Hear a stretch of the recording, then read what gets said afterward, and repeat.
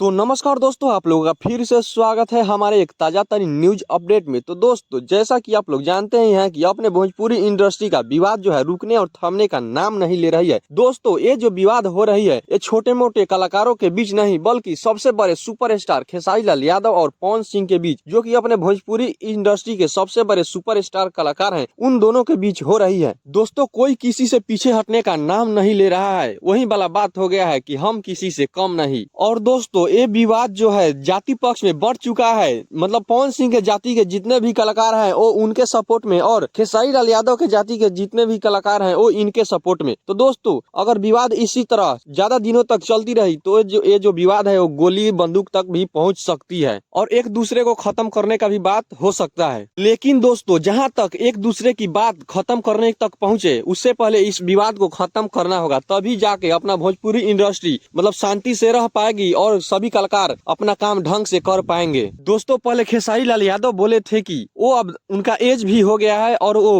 Uncle type लगते हैं, हीरोइनों के साथ डांस करते हैं। तो उस पे पवन सिंह जवाब दिए थे कि ये तो अभी सोयरी में क्या निकलल लइका बारन, बजाओ लोगन सोहर। उसके बाद खेसारी लाल यादव बोलते हैं कि हमारा क्षमता बा कि हम 9 महीना पर मतलब हर 9 महीना पर अपना घर में सोहर गवा दें, क्षमता बा तब बोली ले। और बोले कि उमरियो जइहन तो उनका घर में सोहर ना हुई। दोस्तों, इस बार जो है खेसारी लाल यादव कुछ ज्यादा ही बोल दिए हैं, लेकिन खैर दोस्तों, हम कुछ नहीं कर सकते। आप लोग ही बताइएगा कमेंट में कि गलती किसकी है। और दोस्तों, इसमें जात पात का पक्ष ना लेते हुए इस विवाद को जल्द से जल्द खत्म करने का कोशिश किया जाए, ताकि अपना भोजपुरी इंडस्ट्री फिर से अपना काम सही ढंग से कर पाए और कुछ आगे तक बढ़ पाए। तो दोस्तों, फिर मिलते हैं किसी अगले नए अपडेट के साथ। तब तक के लिए जय हिंद, जय भारत। और दोस्तों, कमेंट जरूर कीजिएगा कि गलती किसकी है।